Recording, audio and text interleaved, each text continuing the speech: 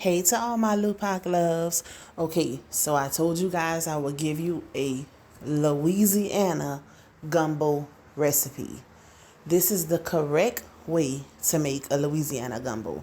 I've been seeing a lot of people in those recipe groups on Facebook making gumbo, putting sweet potatoes, corn, raw okra, wieners, potatoes. None of that goes in gumbo. This is the correct way. I'm going to give you guys step by step to the best of my ability, and also try to keep it to where it's not too long, too long, because gumbo is a process. Like it takes about 2.5, maybe 3 hours. It might take you guys 3 hours to make it, with the prepping and everything, because especially if it's your first time making it. Okay, so the first thing you want to do is get you a pot, and you want to fill it halfway with water. I'll either use my Magnalite oval pot or a tall stock pot. Always fill it halfway. It depends on how many people you're feeding for. Like for my family, we'll eat gumbo like 2 to 3 days. So halfway. I can't tell you the exact measurements or in quarts of how much water to use. So I'll just say halfway. Okay, and I didn't feel like making my roux homemade, so the quickest way to do it is to grab you a jar of roux from the store, which is Savoy's or Savoy's. We have it out here in Louisiana, and it's based in Louisiana. I'm not sure if you guys have it in other states, but I'm pretty sure you can order it online, or you can take the homemade route, which is just flour and vegetable oil. Cook it down. That's a process. That's why I just grabbed the jar from the store or whatever. Okay, so these are the different seasonings that I prefer using when I'm making gumbo. I have my mustard for my chicken marinade. I have my accent, my cayenne, slap your mama, garlic, onion powder, seasoning oil, and paprika. Also, I have some cut up seasoning. You see my turkey necks, my gizzards, my smoked sausage, parsley, my crabs, and my shrimp. The most common known gumbo is, of course, chicken and sausage, but here in Louisiana, we level it up, baby. Okay, so I pre-washed and cleaned my chicken, of course, because I didn't want to make the video too long, and season it with everything that I have pictured on the bar that I showed you guys prior. Also with my mustard, because I use mustard on all my meats. It's, like I said, it's a natural marinade, and it has a very good flavor. This is how my chicken looks once I put it in the pan, season, and then I put the oven on 425. Well, prior to that, I put the oven on 425, and I put my chicken in the oven for about 25 minutes. I normally cook it a little longer to brown it more, but being that I had some boneless thigh pieces, I didn't want them to cook faster than the chicken, and then once I put it in the gumbo, they'll be overcooked. So I only did it for 25 minutes on 425. Okay, so while my chicken is in the oven, I came back over to my water, which I had it boiling on high. Add your cut up seasoning. I didn't show that process of me cutting up my seasoning, but I added some of my seasonings, and I add some towards the end when my roux is in there. But I added my seasoning to my water, and I add my turkey necks and my gizzards because they're really tough, and you want to give them a while to cook before you put your chicken and all your other stuff. So during the boiling water process with just your onions, you want to add your turkey necks and your gizzards, to kind of give it a head start and have that cooking for about 25 to 30 minutes maybe, at least while your chicken is in the oven. You want to give it that head start. And this is how it looks, once it starts boiling. You got your water, your half a pot of water, your fresh cut up onions, bell peppers, whatever you like to use, or whatever seasoning, frozen seasoning, it doesn't matter. You have that going, that boiling, so it can get tender prior to putting your roux. And this is just a close-up of the roux, you guys. Like I said, it's called Savoy's out here, based in Louisiana, or Savoy's. Okay, now, so around this time, my turkey necks and gizzards and my onions and my water have been boiling for a good while. I'm now adding my roux.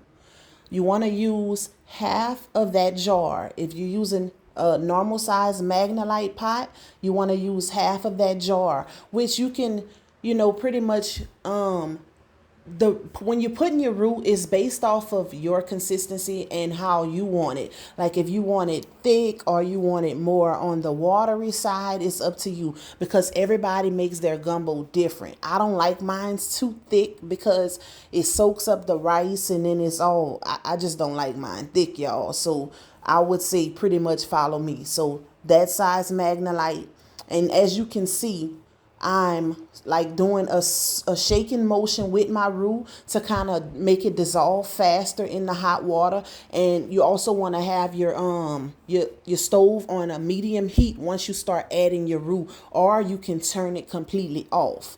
If you are a newbie, I would say turn your stove completely, not your stove, but your stove, not your oven. Turn your fire completely off to get it to dissolve, especially if you're going to walk away from it. Because if you walk away from it, it can ball over. Okay, so now while my roux is dissolving and breaking down, I took my chicken out of the oven. As you can see, it's just lightly darker because I didn't brown it for too long, for only like 25 minutes. You don't want to cook it because it's going to finish cooking in your gumbo. So you're just putting it in the oven because I don't like putting raw chicken in my gumbo. Some people do it, I don't. So you're just cooking it a little bit in the oven, the browning process. Okay, back to my roux gravy. This is how it looks once it starts breaking down. You're going to see how the color of the water starts changing to a brown color. It's going to be really, really thin because the roux hasn't broken up all the way. As you can see, I'm shaking it. That's kind of, to help it dissolve faster. And it's on a really, really low fire. Like I said, if you know you're going to be walking away from the stove, you want to turn your stove off. It'll still be hot and it'll still dissolve. It might take a little longer, but it'll still dissolve even if your stove is off. And I recommend turning the stove off while it's dissolving for people, first timers basically, because I've been doing this so long to where I pretty much know all the ins and outs of, when it comes to making a gumbo. But that's I want to say about a 20-minute process, dissolving the roux, maybe a little longer once, you turn your stove off. And as you can see, the consistency of the gumbo is changing as I'm stirring and shaking it up. It's dissolving and the water is getting thicker and thicker. And this is what you want. Also, if you use too much roux, I would recommend using a little bit at a time. In the beginning, I told you guys to use a half a jar. That's what I use when I use this size Magnalite pot with a half a pot of water.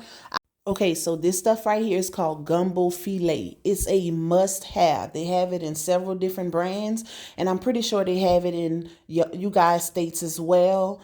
I can't say how much I use, but I'm going to put, instructions in the description video. I just wing it. I don't use exact measurements when I make my stuff, and I stir it in. But like I said, it's a must-have. You have to have gumbo filet, aka sassafras.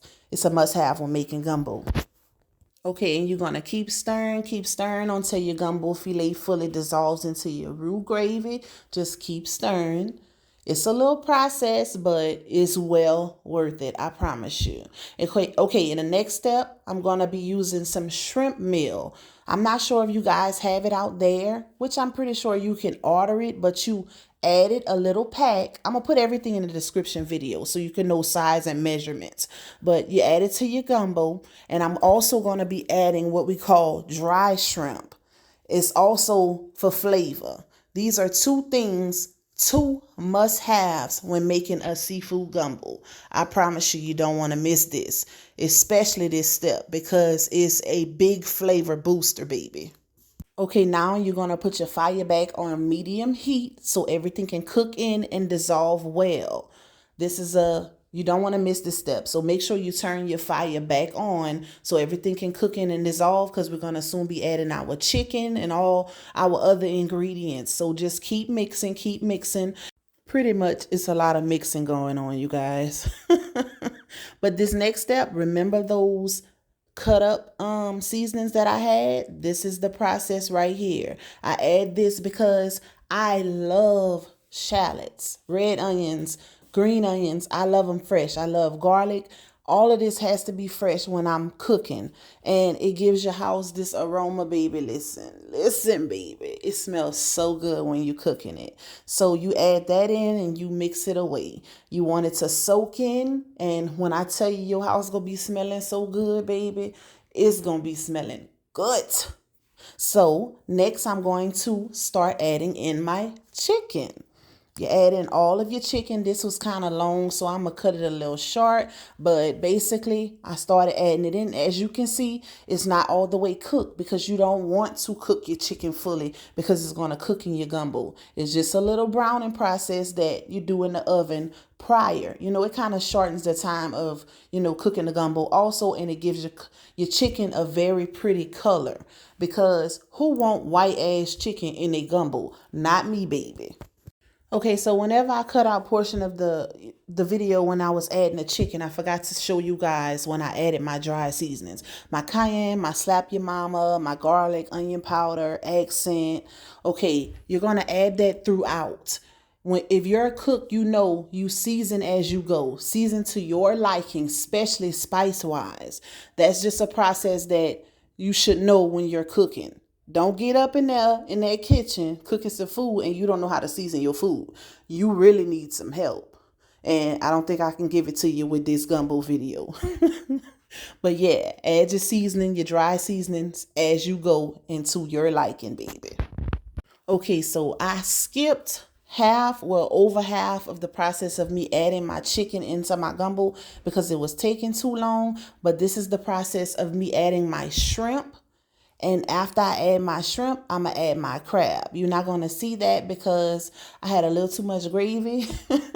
So I had to take some of it out. But you want to add your shrimp and your crab at the very last minute. The fresh shrimp, not the dried shrimp. The fresh shrimp at the very last minute. Any seafoods you want to add at the very last minute because they only take a few minutes to cook. So I want to say within the last 7 to 10 minutes of the cooking process, that's when you add your seafood. You don't want to overcook shrimp and then they be rubbery and no. And then the crabs that I had are already pre-cooked. So you basically just heating them up. So you can put them in after you turn your pot off, actually. And then this is how it looks, baby. Look at this. Just look at this, baby. Look.